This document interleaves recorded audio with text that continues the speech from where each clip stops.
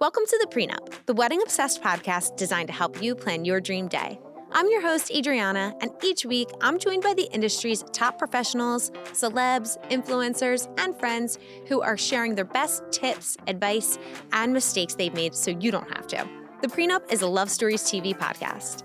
Today, we are joined by Natassia Miller, who is a certified sexologist, guiding couples toward better intimacy through genuinely happy and fulfilling sex lives. She's also the creator of Wonderlust, a mindful intimacy card deck, which helps couples strengthen emotional intimacy by turning up the heat in the bedroom. Today, we're talking about how we can create and sustain a long-lasting marriage through the emotional bond of sexual intercourse. Natassia, welcome to the Pre Nup. Thank you so much. I'm excited to be here, Adriana. I'm very excited for you to be here. I do want to preface this episode by saying there's nothing shameful about sex. It's wonderful. It's beautiful. We all do it. But if you are either of my parents or in-laws, maybe this isn't the episode for you. Maybe you don't want to hear what the Brockmans are doing behind closed doors. So maybe just continue to play it and hit mute. But we are going to, for everyone else, we're going to get into the nitty-gritty of getting down and dirty. Yes. And it's so much more than that. You know, we kind of talk about sex in such a passive way, but beyond the physical, it's really this like emotional bond. Yeah. So what made you get into sexology? And for like, what is sexology rather? That's my first question. Okay. So sexology is the study of human sexuality. Okay. I like to say that I help couples build more connected and fulfilling sex lives and relationships. Yes. Because it's interconnected. And I got into this, first of all, just, as an adolescent, very curious about how we relate to each other sexually. We have our hormones that are going wild at that time. And I just always had this ease in talking to my girlfriends about this subject. And then later on in life with guy friends, just being really curious about what they're going through. Yeah. But I actually started my career in finance, and which is completely, it's a 180. Yeah, how did we go from being a finance girly to a sex girly? Other than like the obvious reasons, one is a lot more fun, probably. No, it totally is. I was always fascinated by how people were so successful at work, but were unable to maintain healthy relationships at home. Yeah. Or like got divorced. Yes. Or had affairs. And I'm just like, what is going on? And the truth is that we were never taught how to have healthy and long-lasting relationships and sex lives, right? Yes. You have at best a model at home, and for most of us, we don't have the best models, or a lot just goes unseen. Yeah. And it's a lot of trial and error when we step into it. So I'm really passionate about teaching couples the tools to be able to forge a more connected, a stronger path together. Because I really think that people get divorced without having the proper education and guidance to try everything, Yes. and to be able to start off the relationship on stronger feet. Yeah, because in those initial stages when you're getting to know someone, and if you are, if your relationship is sexual in nature in earlier stages, there's passion and excitement fuels a lot of those things, but those are all hormone led as well. And then when you get a comfort with someone, then maybe those hormones not suppress, but we want to find a way to kind of fuel it and continue it and create that joy and intimacy, because it isn't just we're not just fucking here. We're creating a bond. So what is actually happening during the act that's creating that intimacy? What's happening? Well, during sex itself, you have the release of a ton of, feel-good hormones like oxytocin that form a stronger bonding, and it releases serotonin and dopamine, all of these sources of motivation that want to keep you going, that want to keep you connecting with each other, that make it worth doing, right? Mm-hmm. In the beginning, it's really easy because everything is novel and you're going through that phase of limerence, which is when you're pretty much obsessed with each other. Okay, that's called right? limerence. Limerence. Okay. Yeah. And luckily that passes, because if we lived in limerence the whole time, we would not be able to work. Yeah. We wouldn't get on with our lives. That's so true, Natasha, because like I just think about, I mean, the last relationship that I got into was with my husband a billion years ago, but it's like throughout the day, it's like, I wonder what he's doing. Like you just are No, you are so obsessed. Totally. Obsessed. But biologically that's done. Yeah. For you to reduce the ick that you naturally get from people when you're getting to know them, so that you actually bond, you pair up. That is so wild. Yeah. And it's really not like woo-woo stuff. Like this is this is how your we're wired. body. Yeah. Yes, this is biology. It's crazy to think about it in this way. I love it. I think it's fascinating. I think it's so fascinating too. And I think if you don't know anything about it, which I don't, like I'm here to learn and I'm so excited to learn, but the inner workings of the body, it's not just like, okay, we move and we run. Like with every physical activity, it's the endorphins and the hormones, the way it interacts. And like, it makes a lot of sense that it would play such a big part in a relationship just from a scientific standpoint. Yeah. Yeah, absolutely. And so the thing is that then after, it depends with each couple, it can be after 6 months, after 2 years, when sort of that honeymoon phase fades, you're like, is this what I'm left with? Like, we're in routine mode and I feel like I know everything about this person, which you don't. Yes. And my main advice for couples that are starting out or that are getting married is like maintain curiosity about each other. Be curious, because we all change over time. And renowned psychologist Esther Perel, whom I love, she mentions how she's been with her husband for 30 years at this point, and she's had 3 different marriages with him. And you can have 3 marriages with different people or 3 different marriages with the same person. Yeah. And that's because we change over time. Yes. And so you want to maintain that curiosity and believe in each other and support each other so that you grow together. And the goal is to evolve and change. But yes, ideally it's together. And you might be like, you get so, not you, but people in general get into their lives and the routines, and you might be thinking of your partner they were 5 years ago, like they're not the same person they were today. Like you treat them differently. And it's normal. Totally. But we get scared of that change. Yes. And the same thing happens with sex. Yes. Where you're just like, we've done everything I think that we could probably do. And something that's really typical that happens is in the beginning, you're just like ripping each other's clothes off. And then years down the line, you look at each other and you're like, do you want to have sex? Yeah. And then you each take your own clothes off. Yeah. And then they've done studies where it shows that like straight couples tend to have like roughly 3 different behaviors during their sexual experience, which is kissing, some oral, and penetration. Mm-hmm. Penetration isn't even how most women orgasm. Yeah. And so men are complaining that women aren't interested in sex. Yeah. But actually women get bored in monogamy more easily than men do. And that's because they're just not having the sex worth having. Yeah. Because it's so predictable and done in a way that is so lackluster for women. Like foreplay should be core play. Right? Yes. You might want to interchange in the middle between penetration and oral and penetration, and you want to include other accessories, some blindfolding. You know, there are many ways where if you don't want to get too kinky, because I feel like sometimes for couples that can feel like a very intimidating area for you to step in. Yeah. You can include very simple elements of kink into your dynamic. That can be some light, dirty talking that feels really authentic to you, which is simply what you want them to do to you, what you want to do to them, what you are doing to them, what feels good. Sure. Right? Yes. I think the authenticity piece is what's sticking with me from what you said, because sometimes if you're trying something new and you've been with someone a long time and you're kind of used to doing it a certain way, it can almost feel performative, and you don't want to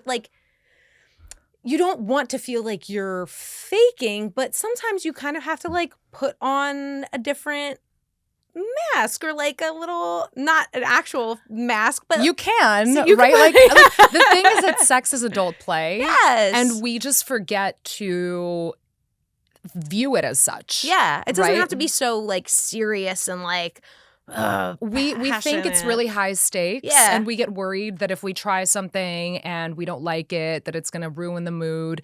And look, like it might ruin the mood, but if you're together forever, you have so much time to explore. Yeah, we can try again tomorrow or later tonight. Exactly. You could just write on the list, like, this is a no-go. Like, we tried this and it didn't work. This wasn't for us. We tried this. It was a bit awkward, but we're interested in exploring it a little bit more. Maybe we need to do a course on this. Maybe we need some more guidance. You know, there's like so many different educational platforms today for you to learn about, you know. So I think it's very much of that opening of your mind and exploring a little bit and not taking it too seriously and having that conversation. Like, sex is important for us, and I want to make sure that we're both feeling fulfilled throughout our relationship together.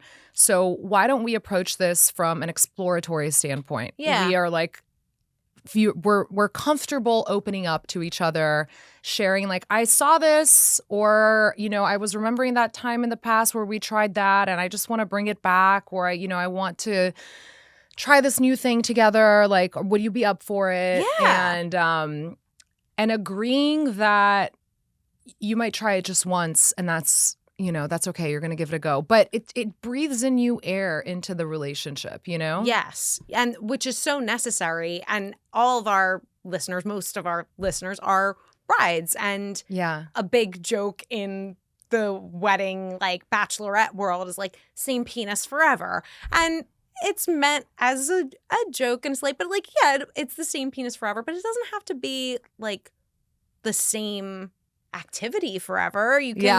You can do things that go outside of the zone. And I think people get in ruts because there's this intimidation of talking about it with your partner. What is that? Like, why do we have this fear or intimidation of talking about the act of sex either before or during or after?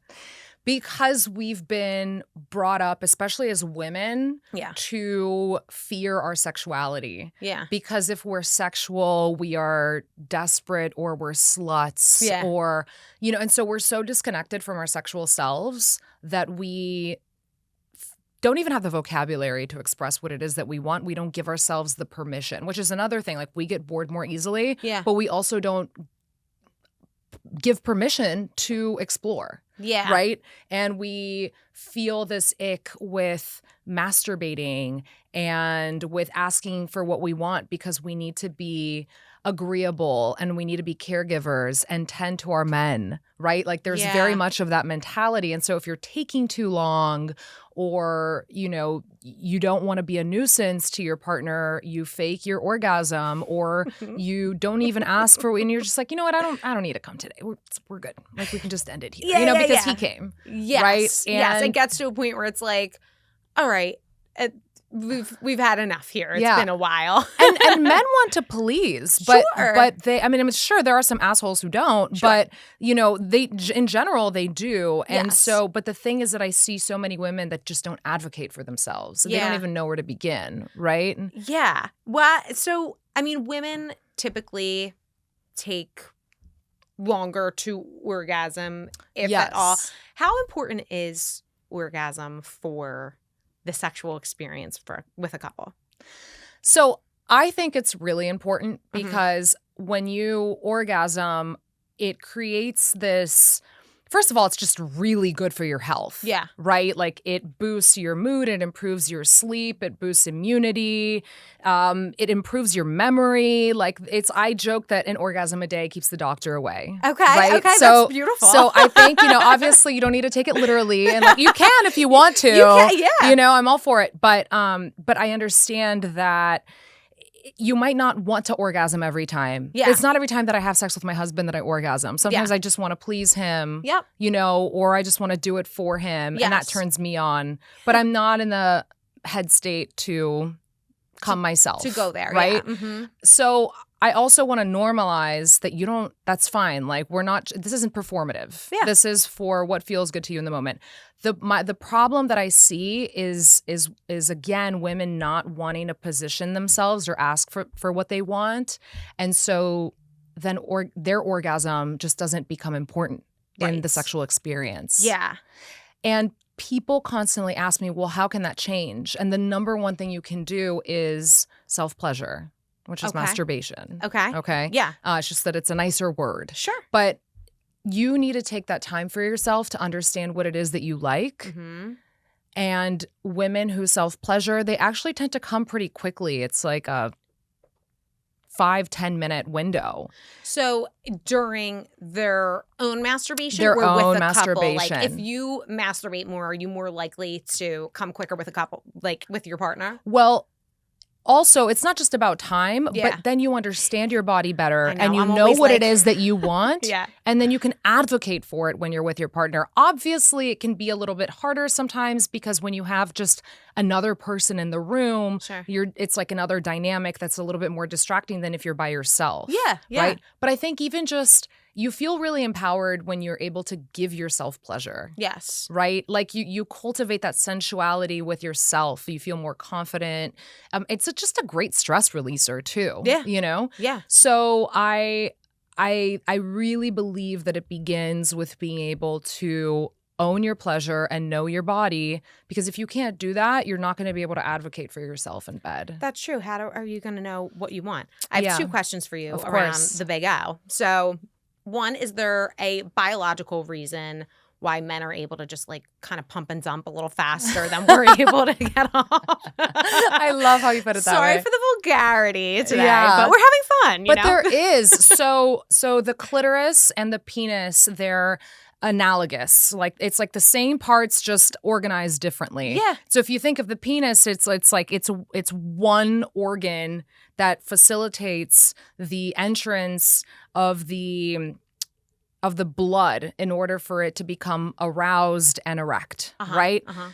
Then you have the clitoris that's shaped like a wishbone, right? And you have the tip at the top of the mons pubis here at the front, and that's the glans, which is the equivalent to the glands on the penis and the shaft that's really, really sensitive. So that's the equivalent. Okay. But then it's internal. It just goes, down and it like hugs around your pelvic floor region. So just the way that it's structured makes it takes a little bit longer for the blood to completely engorge the clitoris. I see. And that's why for men it can be easier.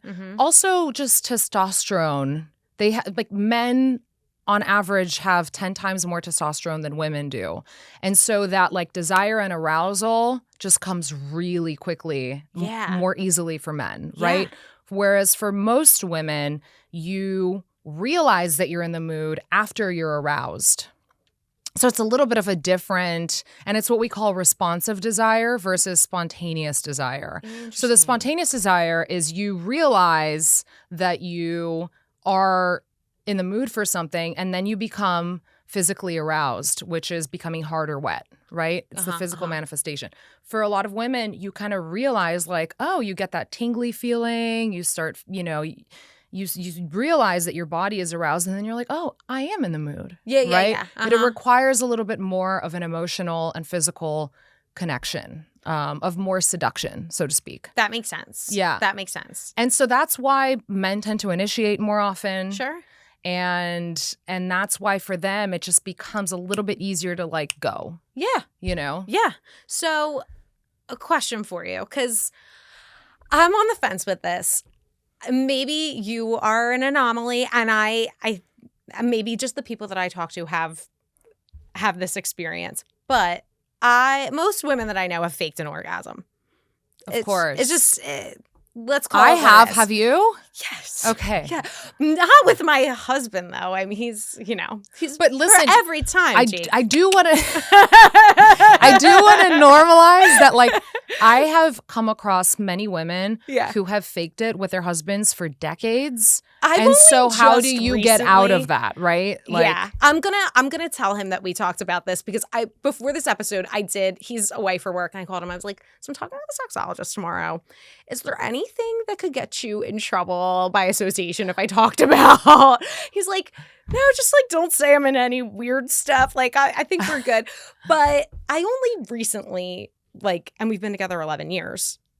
Yeah. Because he'll ask, and if it hasn't, I'm like, no, but like I'm done. Like there are times when I'm like ready to keep going and times when I'm not. And that's okay. But in the past, I was like, yeah, I did. And like, I think it's a little bit of an ego thing. Like, I don't want to bruise an ego. Not that he has a big ego, but like, I don't want him to feel disappointed. And like, it was a good experience, so might as well, like, no harm, no foul, Yeah. But do you think it is dangerous territory to like be like, yeah, I had an orgasm, it was great.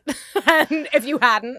I do think it's dangerous territory to fake because you are lying. You're doing a disservice to your partner and to yourself because your partner now thinks that whatever he did worked when it didn't. Totally. And you are getting into the habit of normalizing being average untrue behavior. Yeah, being untrue to your partner. And so we want to come from a place of authenticity. Yes. Like, I didn't come, and that's okay. Yeah.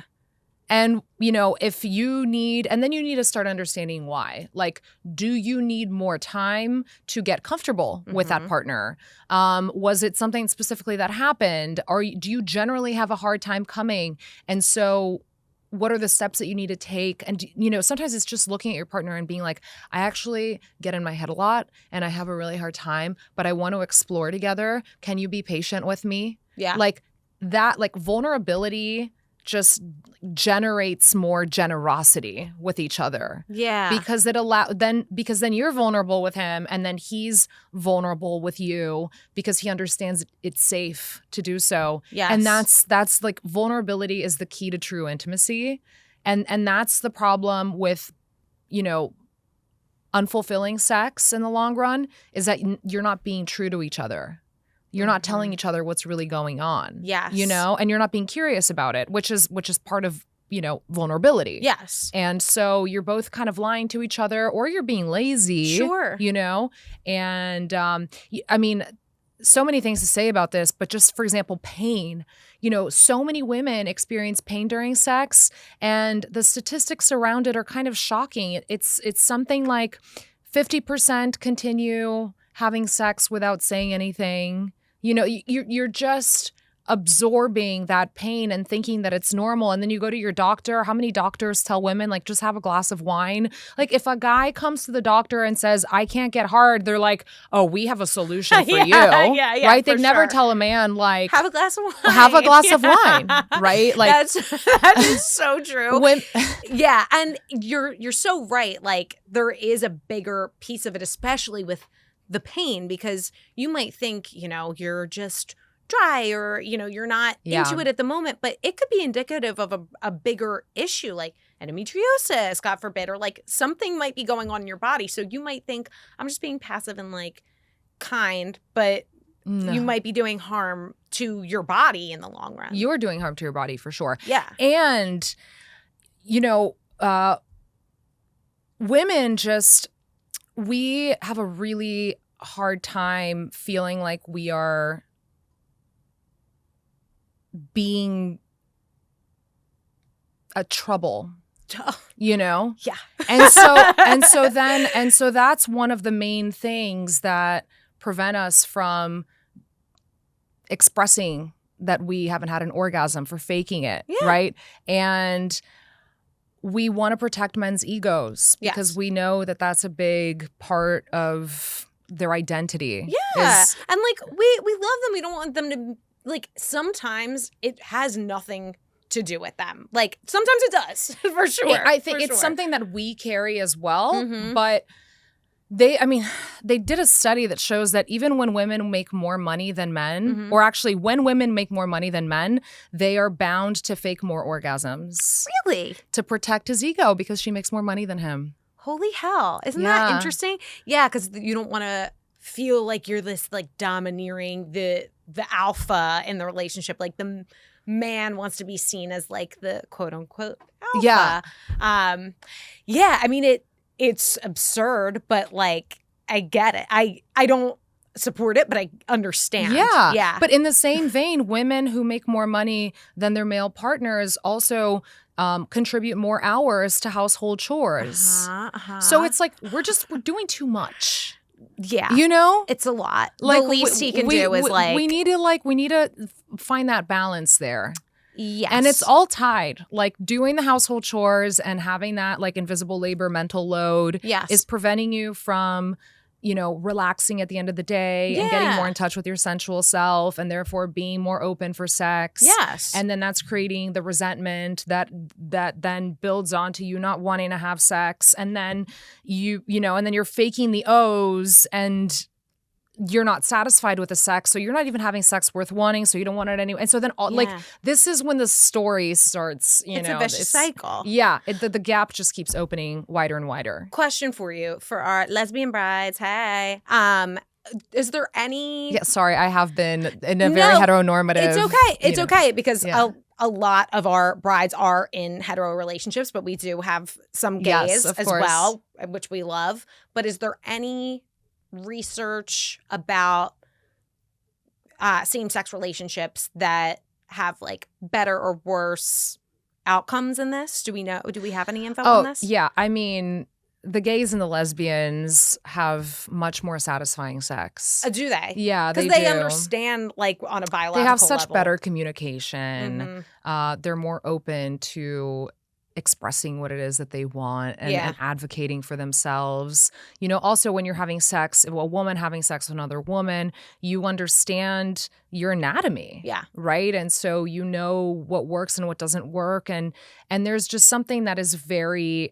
They did a study that actually shows queer couples in a sexual experience, well, technically we call it a sex script, they end up... A sex script? A sex script, which is basically all the behaviors that you're...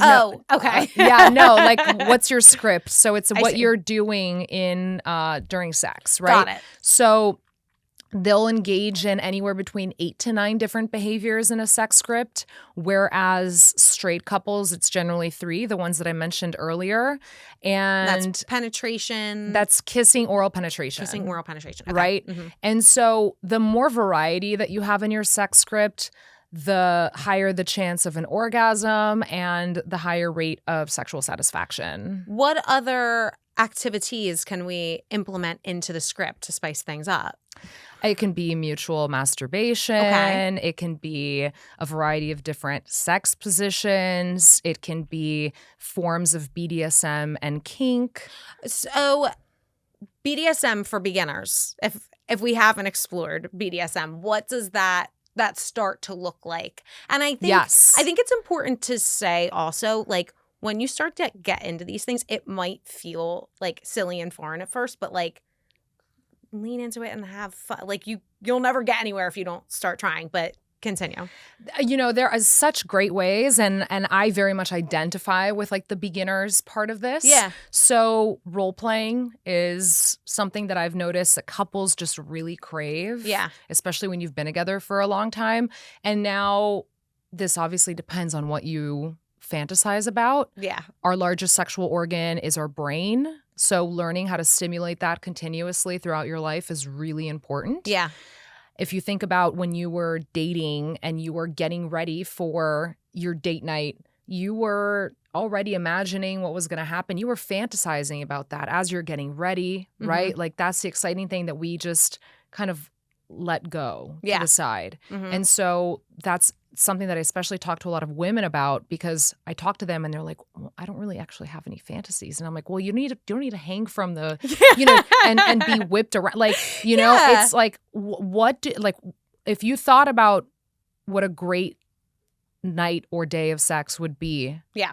And like I hear from moms, I had 8 hours of sleep and my husband brought breakfast in bed and then he slowly started kissing me. And I'm like, that's a fantasy. Hot. Yeah, that's hot. A fantasy. Mm-hmm. Communicate that to him, totally. Right? Or to her. Totally. But or to them.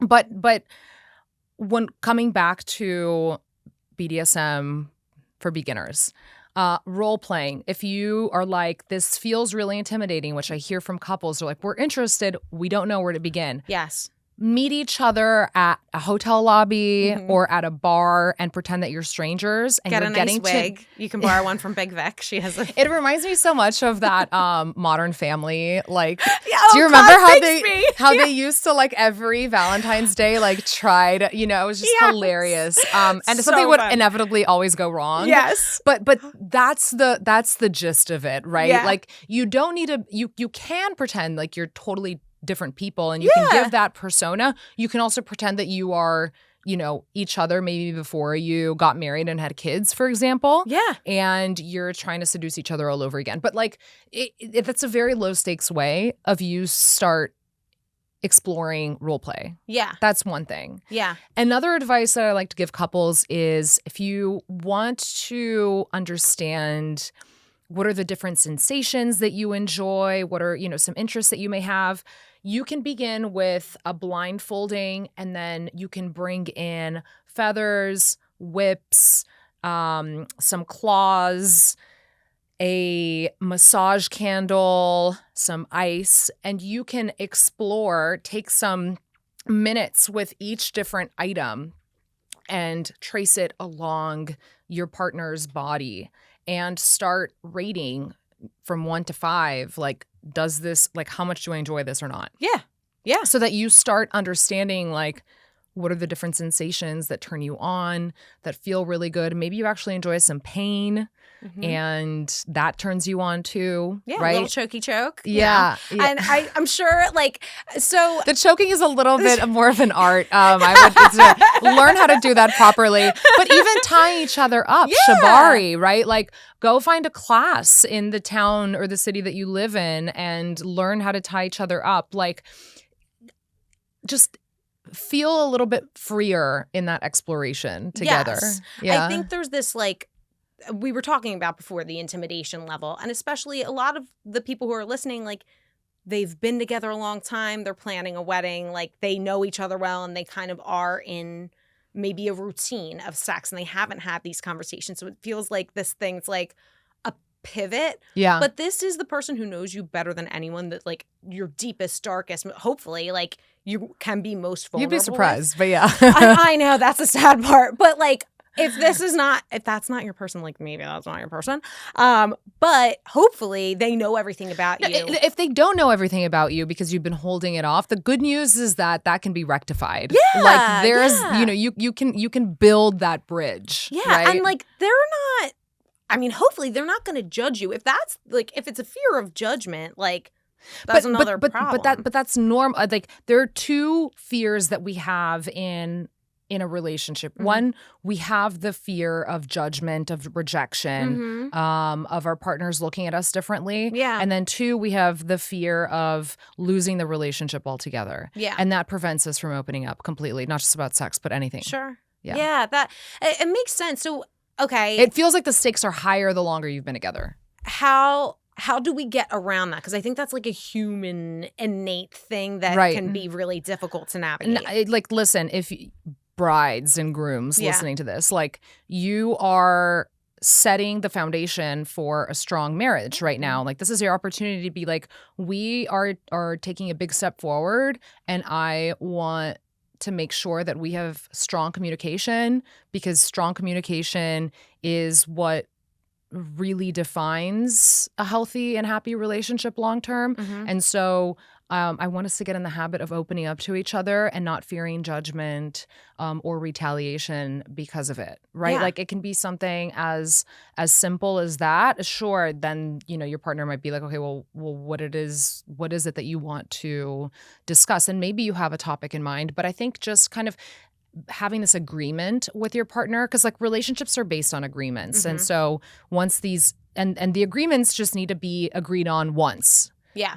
And if they're then violated, then that's, you need to come together and you need to like discuss like, okay, well, Right. like this agreement didn't work. But it's just, if you just have this vulnerable conversation to start off and to establish, like, you're gonna build a lot of goodwill with each other. Yeah. You know? You have more to lose by not talking about it than you do by, am I saying that right? You have more to lose by You do have more to lose by not talking about it. Yeah. Sorry, my Absolutely. brain is really no, it's okay. It's a hard thing these days. No, I am okay. blaming everything on the pregnancy, but like let's But be it's real, valid. it would be this way regardless. 'Cause I can't say. But I have two topics that I want to touch on with you, and before I get into them, I just want to mention like a really good segue for something like this.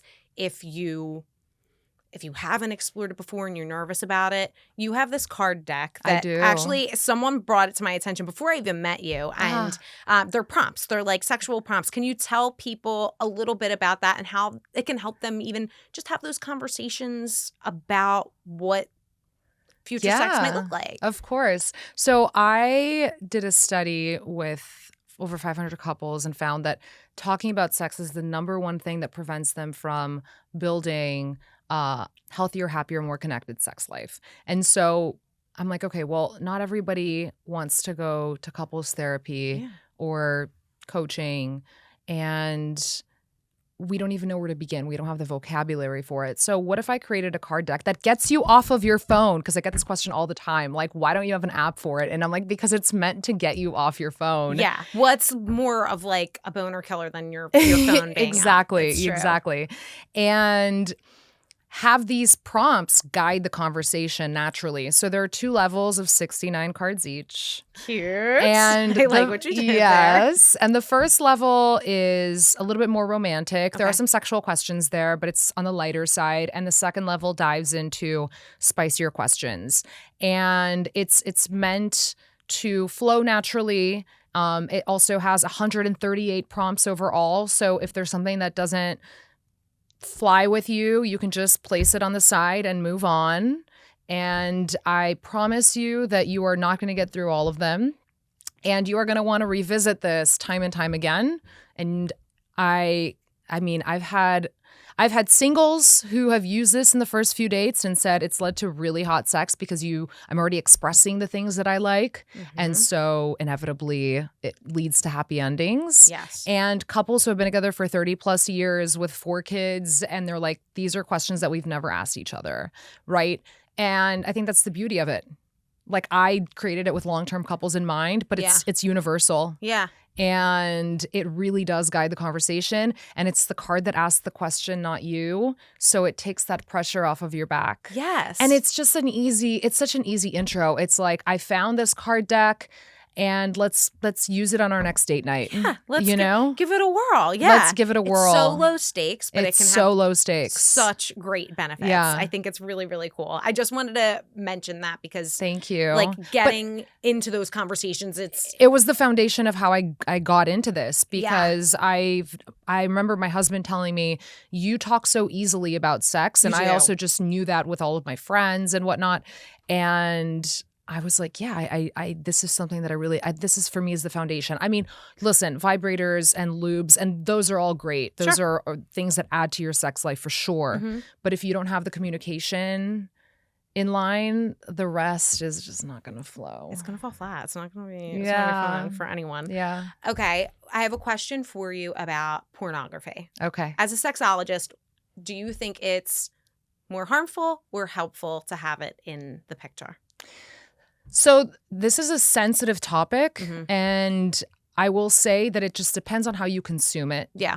So the problem with porn is that it's become a source of education when it shouldn't be. It's like, you don't watch a Hollywood movie and you think, oh yeah, that's how I should drive a car. Right. You know, like Fast and Furious, Yes. right? You're just like, this is entertainment, this is cool, but this isn't real life. Sure.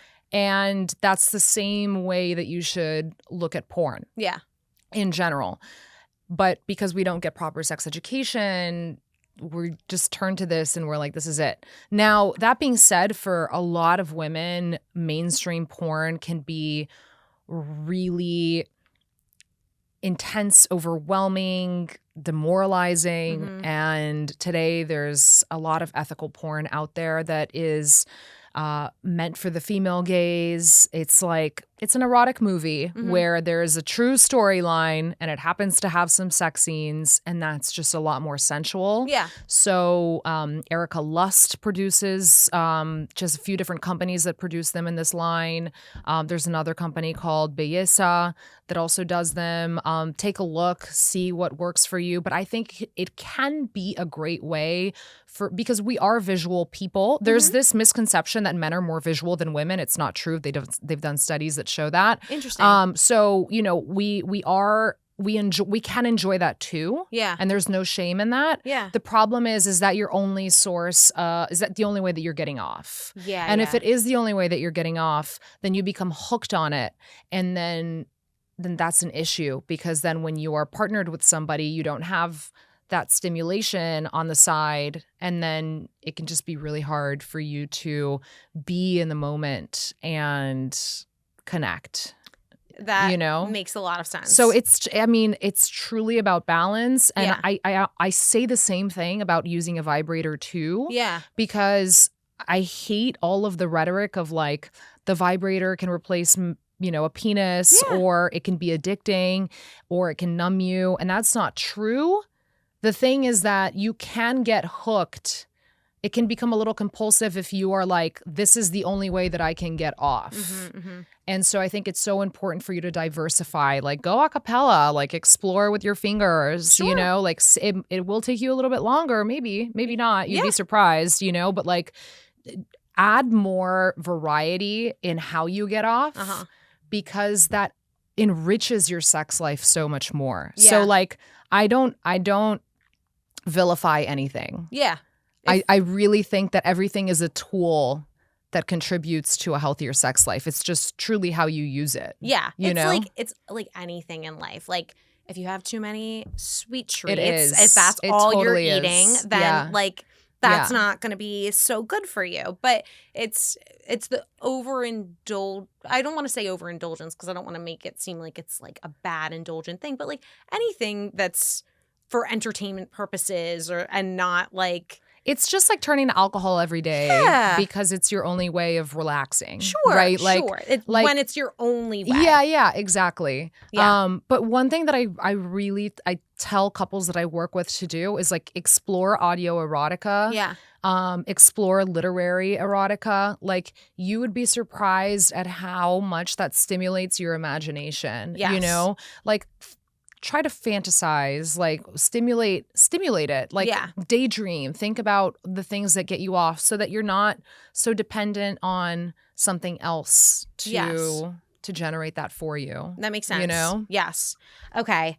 I want to get into our segment called premarital counseling today because we had an interesting submission. And this one came from our Instagram group. So I usually will put out on stories or public whatever, I have this kind of guest coming on and, if you have any questions about this specific topic, like this would be a good thing, whatever. So for this one, I just put it to the group just because like sex can be an intimidating topic and it's a little bit more of an intimate community in there. So if anyone ever wants to write in, we're doing the group because we talk about a lot of things in there.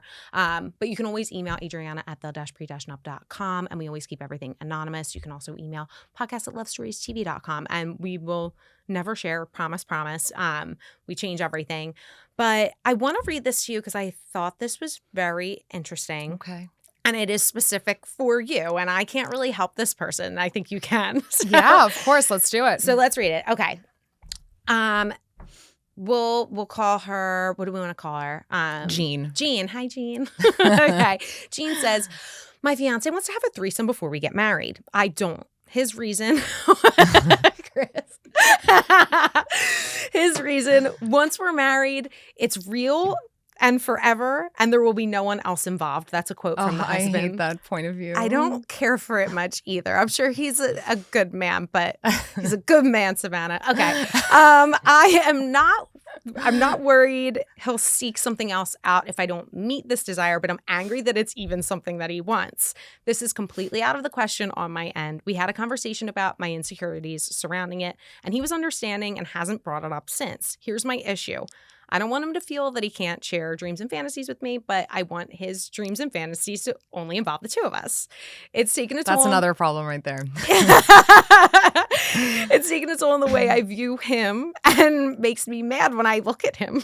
We get married in 3 months. Pissed. She's pissed. And listen, I got it. We get married in 3 months. How can I get over this? Am I being unreasonable for shutting him down? Is wanting a threesome before marriage a red flag? Okay, it's not a red flag as the TLDR. Okay. I think it's very much a mindset of marriage being like, the finality of it all. Yeah, and it's not. Yeah. Like I mentioned, you are evolving human beings, You never know what life is going to give you, all the exploration that you're going to do together. It's like you're thinking that sex is the 3 behavior sex script that you're going to have for the rest of your life with that same person that you understand. Like, it can be so much richer and more exciting than that, right? Yeah. Now, that being said, threesomes, group sex tend to be the number one fantasy that people, men and women, share. Interesting. And that's less because of like the novelty of somebody else, but it's about you being the center of attention. Interesting. So I think it's fine that he has a threesome fantasy. Yeah, like I will say this. It feels like sometimes it's like, oh, am I not enough? Like, that's the initial thought process. But like, because women have unfortunately been conditioned to think that if there is, I don't know if he wants to have a threesome with another woman or with another man. Yeah. But we have been taught that if there is somebody else in his mind, then there is, it's like we're not enough, or he's going to leave us, or which isn't true. By there's the that way. Scarcity mentality around this, you know, and so. I understand how it's complicated, but I also just want to tell this man, like, you're not done. Like, this isn't, final. Yeah. I'm sorry to tell you, but like, your bachelor party is not your last hurrah. Like, you have not been a bachelor for a really long time. Correct. You can having travel with the guys time and time again in the future. Like, this is not the last time that you're going to get together with your buds. Like, I think this is the notion that makes marriage feel so burdensome, especially for men. Yes. Where there's the whole like, oh my God, I had to place pressure on him because he didn't want to get married. And it's like, yeah, because we grow up in this culture that believes that that teaches us that marriage is this like final like nail in the coffin. Right. Right. It's so not. And I think this man's desire for a threesome, to bring someone else into the room, has like nothing to do with an attraction to Gene. It's like or Savannah. Or Savannah. Savannah.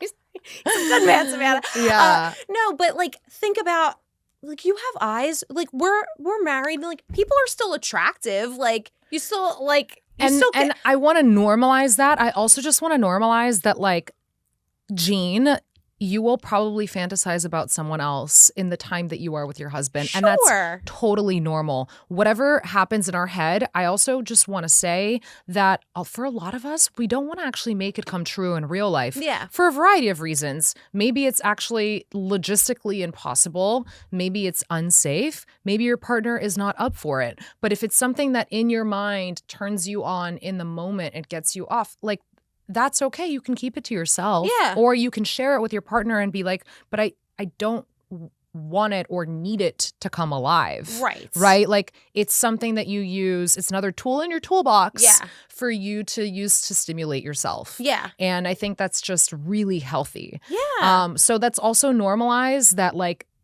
everybody at some point can think of somebody else, and it doesn't mean that you're cheating. It doesn't mean that you're a bad person.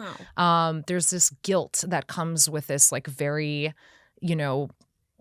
Catholic Christian mentality. The Catholic it's it's tough. I know it's tough if you grew up, especially in that. Like it's I didn't even grow up in a religious household, and I have at some point already like dealt with that, right? And obviously through my work I've overcome it. But I just want to normalize that also. And hey, like if you don't want to do something, don't do it. I think it's absolutely fine. I don't know what the context was and how it was brought up. But if you're going to bring up fantasies with each other, you don't need to share everything all at once. If you feel like it might be sensitive, you can bring in elements of parts of your fantasy that you want to share with your partner to test the waters. You can also fully share it, and you'll understand, because consent is everything, that you're not fully bought into this idea of whatever it is that they're bringing to the table. But then how can you meet each other halfway? Like, are there parts of those fantasies that you have, or that he or she has, that you can bring into your sex life? Right? Yeah. And so that obviously is for the couple to figure out. Yes. But I don't think it's a deal breaker. No. I think it's a little unfortunate maybe that the timing or the mentality, but like, we're not taught any of this. So we're just kind of shooting in the dark. Yeah. And like, don't get the ick by him. I just have empathy. I have empathy for both. I do too. I totally do too, because I'm her, like Jake Brockman. If you hear this, like, you can think about it for sure. You can dream about it, but it's not happening. It's not happening in my house. But that's okay. Like, you're allowed to think about things, and like, I think that's the important thing to take home. Like, you don't have to skeeve him now because he likes something that you don't like. You don't have to act on it. Yeah, and also you don't want it to come true when you know that your partner's not into it, because it's gonna be a living hell. Yeah. So what if someone like, okay. So here's a middle ground, yeah. right? Like, watch threesome porn together. Okay, yeah. That sounds fair. I listed ethical porn here that is more welcoming for women.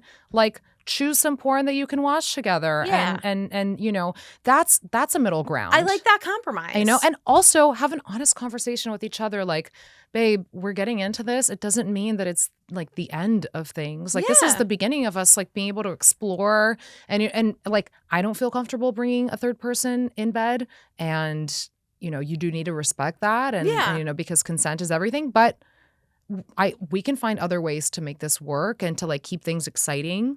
And it'll be far from the last time you have to compromise with your spouse. It's good practice. So don't leave this relationship because you weren't into the threesome. Yeah. Also, like, one thing that I always like to tell couples is, and that's in the card deck too with the prompts, is like, one of the prompts is, are you open to having a threesome? If so, under what conditions? If not, what makes you uncomfortable about it? And what makes you uncomfortable about it, I think, is always really important for you to share your boundaries and get specific, for you to ask yourself, like, no, why not? Yeah.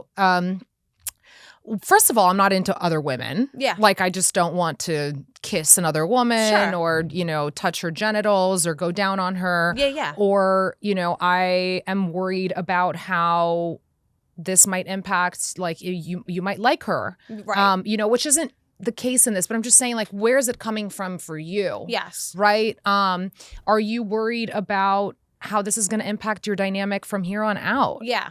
Are you worried about how you're going to look at him differently? What are the things that are coming up for? Be vulnerable about that, because that's where you build the trust with each other. Seems like be honest. The threesome is less of the issue than the impetus for it. It's like, because once we're married, it's forever. And totally. Because you can find somebody who is like not interested in continuing something that's going to be like a one and done, and you guys can have fun. But that's if you're both in the mindset for it. If you're doing something just for him, that's going to be really complicated. You can do the blowjob just for him. That's fine. Sure. But the other stuff can be a little bit more complicated. So also be true to yourself, respect yourself, create those boundaries. But like, I think it's just like, okay, I'm going to leave you with this. Okay. Like, the good news is that when I said that women get bored more easily in monogamy, but actually they feel the safest in risking, like trying riskier things in bed, when they are in a long-term committed relationship. Whereas men, and this is so much how we're socialized, men feel like there's this division where it's like they can risk it when they're single. Sure.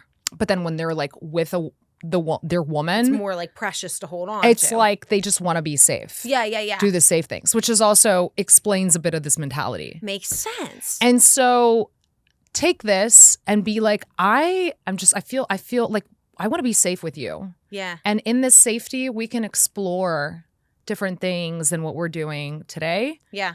It might not be group sex, Yeah. but you know. It'll be something. Yeah. We'll have fun. Yeah, you'll have fun.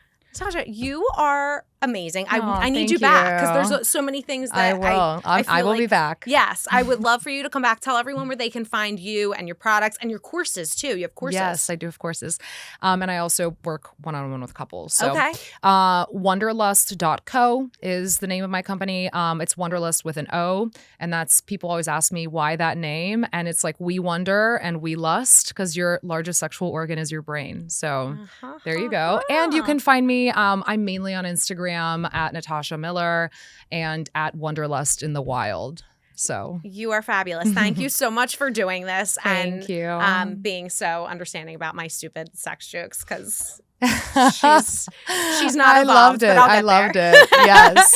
Thank you, Natassia. Yes, of course. Thank you. Yay. Thanks for tuning into the Pre Nup.